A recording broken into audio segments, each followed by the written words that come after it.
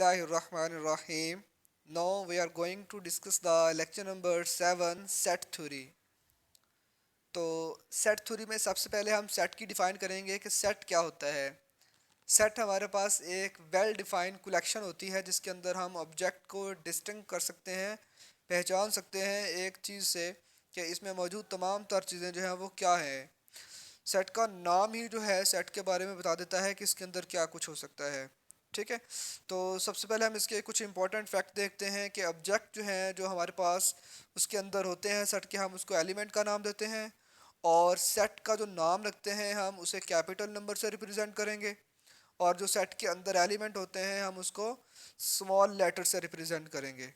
ठीक है, इसके अलावा हमारे पास कोई भी अगर सेट, मतलब कि मैं कहता हूँ ए मेरे पास एक ए सेट का एलिमेंट है या एक्स जो है ये मेरे पास एक ए सेट का एलिमेंट है, तो हम उसे इस तरह से रिप्रेजेंट करते हैं कि एक्स जो है ये रुकन है सेट ए के अंदर से। ठीक है, या एक्स बिलोंग टू ए। तो इसे डिफरेंट वाइज जो है वो पढ़ा जा सकता है। अगर हमारे पास ऐसा ना हो तो हम कह देते हैं कि x not a belong to A. ठीक है, तो एक्स डज नॉट बिलोंग कह देते हैं, तो इसके इसमें मौजूद नहीं है, डिफरेंट नाम से हम इसको जानते हैं। तो अगर हम टेबुलर फॉर्म देखें तो सबसे पहले तो हम देखते हैं कि we list all the element of a set represented by comma. हमने सेट के अंदर जितने भी एलिमेंट होते हैं उनको हमने कॉमा के ज़रिए अलग करना है, और ब्रेसेस लगा के हमने करली ब्रैकेट यानी जिसे हम दरमियानी ब्रैकेट का नाम देते हैं, हम वो लगा के सेट को यहाँ पे रिप्रेजेंट करते होते हैं। ठीक है, तो यहाँ पे अगर हम देखें कुछ सेट दिए हैं, एग्जांपल दी हुई हैं 1 2 3 4 5 के। फर्स्ट 5 नेचुरल नंबर के सेट हैं, और 2 4 5 8 ये 2 पे डिवाइड होने वाले इन इवन नंबर होते हैं। और अप टू कहाँ तक है, 50 तक जो है वो सेट है। फिर उसके बाद 1 3 5 जो है इसे हम पॉजिटिव और नंबर का नाम दे सकते हैं।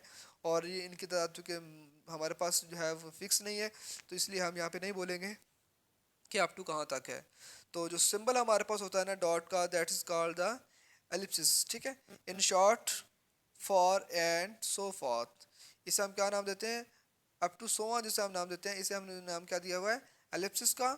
जिसका मतलब क्या होता है कि फॉर ऑन या शॉर्ट फॉर या एंड सो फॉर्थ, कि इसी तरह से चीज़ चलती जा रही है, हम इसको यहाँ पे नाम देते हैं, ये जो डैशेस होते हैं यहाँ पे। ठीक हो गया, ये जो डैश उसने हमारे पास दी हुई थी इसको उसने यहाँ पे बताने की कोशिश की है यहाँ पे। ठीक है, फिर उसके बाद डिस्क्रिप्टिव फॉर्म क्या होती है। डिस्क्रिप्टिव फॉर्म होती है कि किसी चीज़ के बारे में लिख के बताना, जैसे कि हमने कहा था ना कि 1 2 3 4 5, यहाँ पे हमने पहले वो सबसे टॉप पे देख सकते हैं आप 1 2 3 4 5।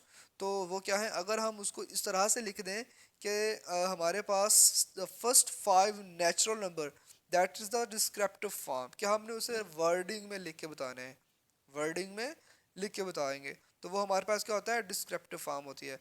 उसके बाद सेट बिल्डर फॉर्म क्या होती है। सेट बिल्डर फॉर्म में हम क्या बता देते हैं कि हम एलिमेंट का हवाला दे के बताते हैं कि एक्स, जबकि एक्स जो है वो नेचुरल नंबर में से बिलोंग कर रहे थे, और एक्स जो है वो 5 से लेस भी हो सकता है और 5 भी हो सकता है, यानी कि बराबर भी है और लेस भी है। और लेस कहाँ तक हो सकता है, 1 तक, क्योंकि नेचुरल नंबर जो है वो 1 से स्टार्ट लेते हैं, इसी वजह से 1 से लेके 5 तक के सेट के बारे में बात हो रही है।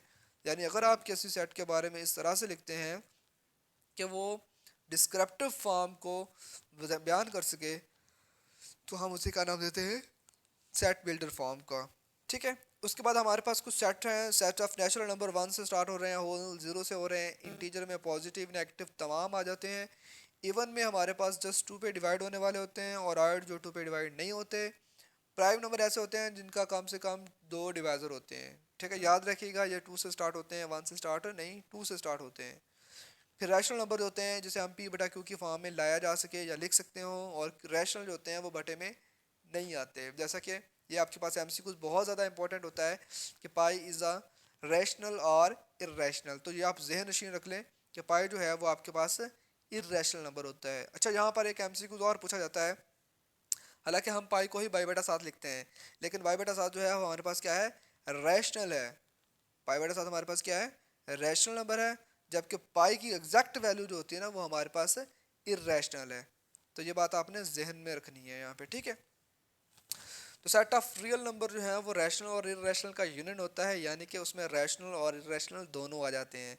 और कम्प्लेक्स जो होता है वो उसका भी बड़ा होता है, यानी कि उसमें रियल भी आ जाते हैं और इमेजिनरी नंबर भी आ जाते हैं जिनके साथ आयोटा होता है। देन हम सबसेट के बारे में बात करते हैं। सबसेट क्या होता है जी, कि अगर हमारे पास ए एंड बी आर दो सेट हों और वो सेट इस तरह से हों कि एक सेट दूसरे सेट के अंदर से लिया गया हो।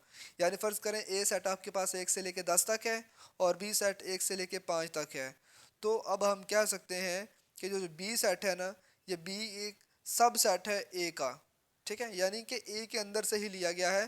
तो हमारे पास हम इसे इस तरह से कहते हैं कि अगर कोई सब सेट हो तो वो हम हमारे पास जो है ए सबसेट है बी का, यानी कि इस केस में जहाँ पे उसने जैसा लिखा है वो उसका मतलब है कि उसने बी के अंदर से ए को लिया हुआ है।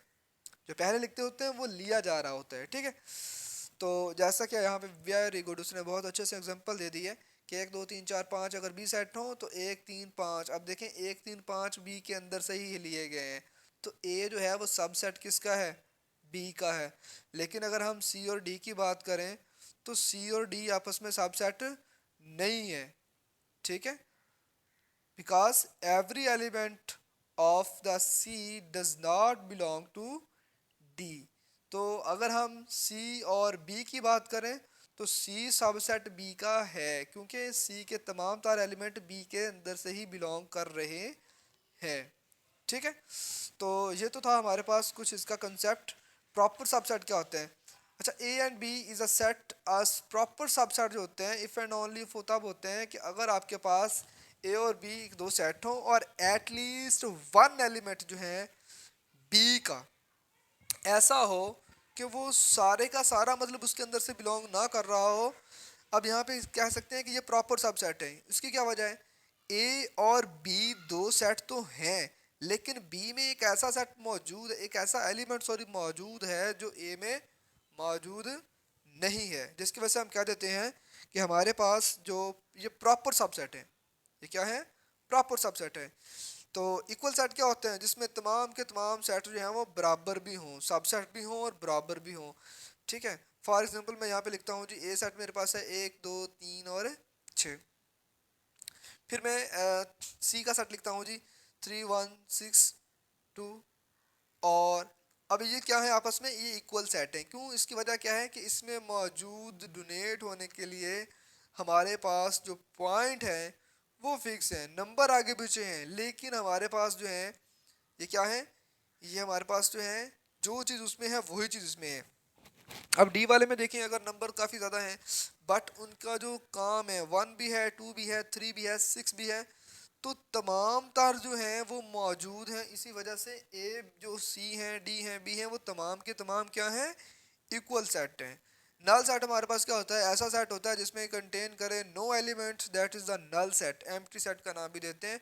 ग्रेक लेटर होते हैं जिसका मतलब 5 भी होता है हमारे पास। ठीक है, तो एक्स जब कि एक्स जो है वो पर्सन है टॉलर देन 10 फीट, तो खाली सेट मतलब कि होता ही नहीं इतना बड़ा किसी का। ठीक है, नेक्स्ट हमारे पास जो है कुछ इसकी मिसाल आ जाती है। ठीक है, यूनिवर्सल सेट जो है वो सबसे बड़ा सेट होता है।